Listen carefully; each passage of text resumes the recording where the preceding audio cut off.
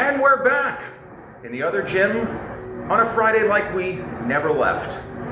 Now, I'm not going to give you the full wind-up because this will not for sure be a full episode, but I want to tell you a true movie business, Hollywood independent film story that's so absurd, it's like it was meant to be.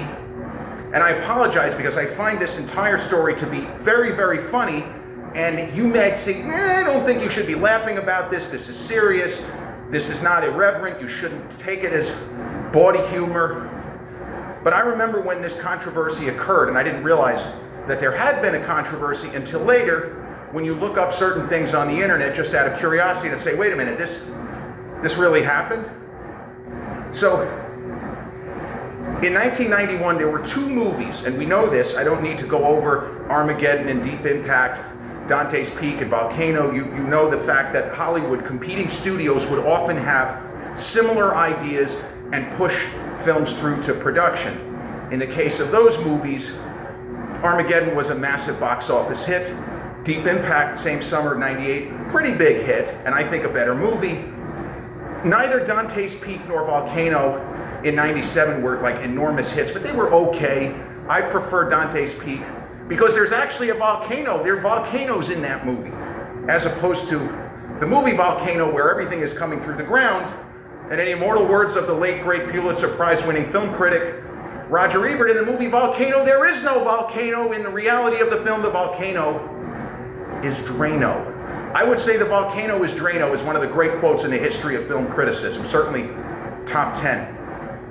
But in 1991, two movies came out with vaguely similar concepts, one of which was pushed through the Hollywood system, the studio system, if you will, even though it's not really called that. I just, as an old head, from film school, we always just default and call it the studio system.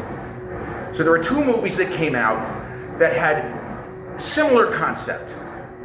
The first one, the Hollywood production, ended up being a big box office hit, despite the fact that the central concept could be deemed very offensive.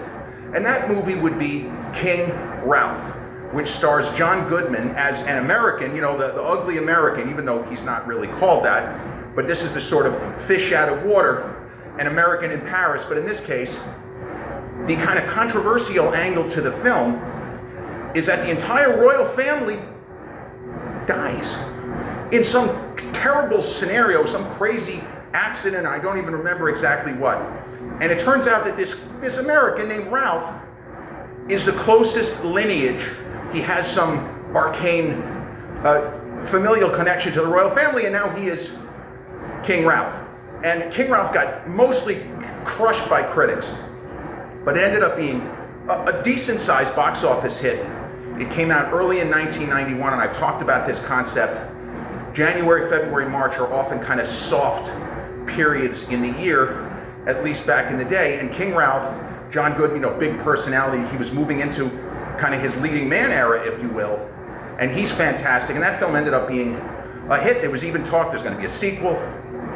But there was another movie that it's in the ballpark, where just the idea of it, you're running the risk of pissing off a lot of people you don't need to piss off.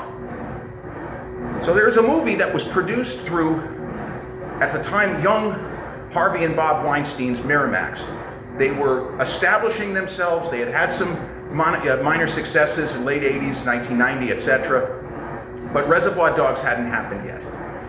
And they were still trying to find material that they thought would play artistically, but hey, you're trying to make money like everyone else.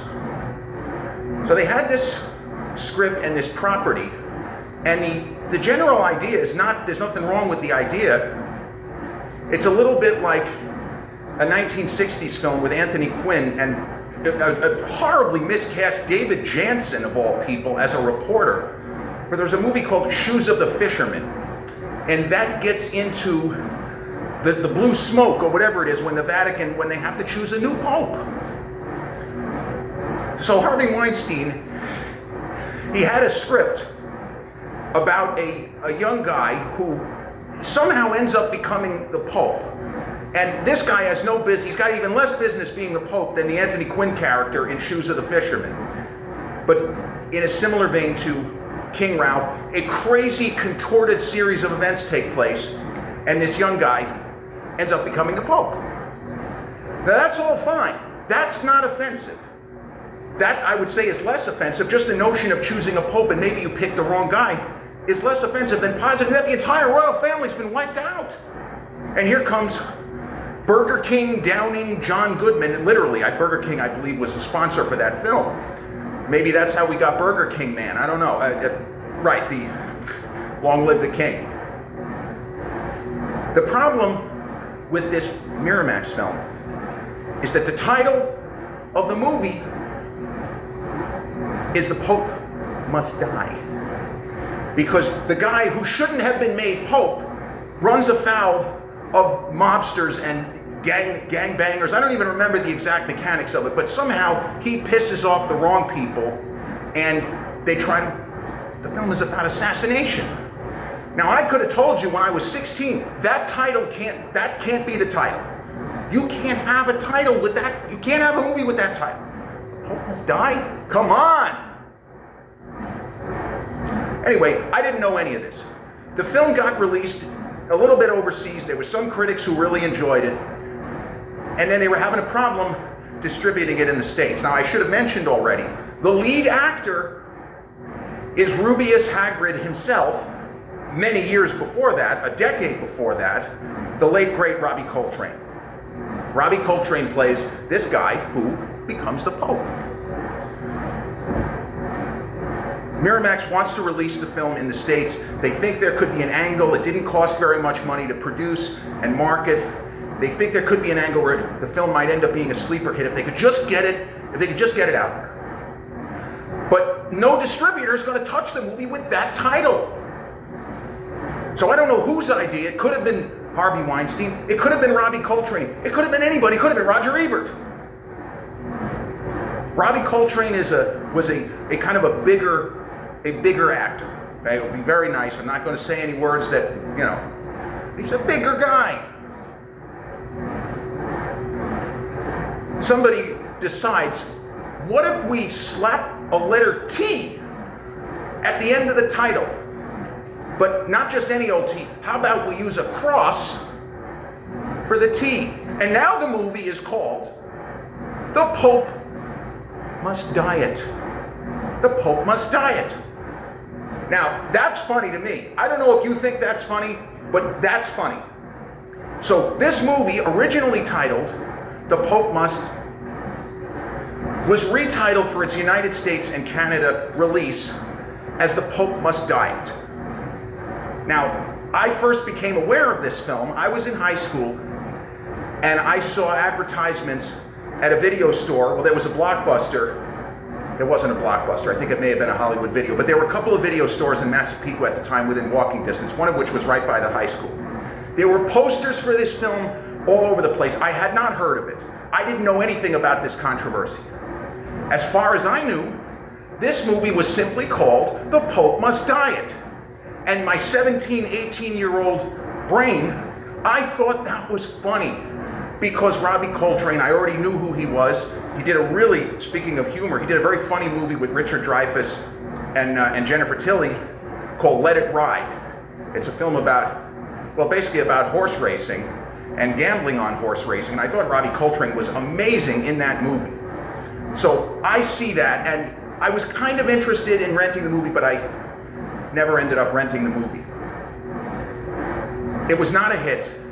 The controversy, sometimes controversy will help a film kind of across the finish line, and it will become a hit because people are curious about a controversy. Hey, The Crying Game a couple of years later, right? Well, 1 year later, 1992. The big secret to The Crying Game, the big twist, had everyone talking, and all of a sudden a $2 million movie made in Ireland, funded entirely almost with Irish money, becomes an enormous hit. But The Pope Must Diet didn't even gross $1 million at the box office. And this is a film that has been mostly forgotten by history, except for this weird thing where the movie was released in the United States with one title and around the world with another title. And when it airs on TV overseas, it's the original title, inappropriate. Why would they even do that? They're just trying to be funny. And in the United States, they're implying that Robbie Coltrane needs to go on a diet. The Pope must diet. So sometimes this kind of controversy will yield box office, and other times people just don't care. And I guess, although the film got some good reviews, I believe the now late, and he was a phenomenal critic, Vincent Canby of the New York Times, he saw Pope Must Diet, and he thought it was fantastic. Irreverent, a rollicking comedy, this is terrific. Overall, it got about the same reviews as King Ralph. I don't even think the movie is at 30%, and if I'm not mistaken, King Ralph, despite being a hit, most critics trashed it, but they pointed out John Goodman is fantastic. He's great, the film is terrible. And there were a lot of critics that said about Pope Must Diet, the movie is not that good, but Robbie Coltrane is amazing. He just has such a way about him, he has such a presence on screen. As he showed, he was in a James Bond film, I think he was in GoldenEye. He was just one of those people that when he was on screen, he commanded attention, and he had such a great face for the movies. Anyway, that's all I want to talk. That's all I want to talk about. I just wanted to tell this kind of bizarre story of an obscure British film that Miramax ended up attempting to distribute, and they weren't as successful as they could have been. Although, ironically, 1991 was a significant year because Reservoir Dogs was shot, and that ended up being Miramax's entry into the big time, as they produced not only Reservoir Dogs, they produced Clerks, and they had a movie called Priest in the mid-90s, which was super controversial, and also Pulp Fiction. So, I don't know, I found this story, I thought this was a crazy true story. I hope you found it entertaining and that I have not, completely forced you to waste 12 minutes of your time. Peace.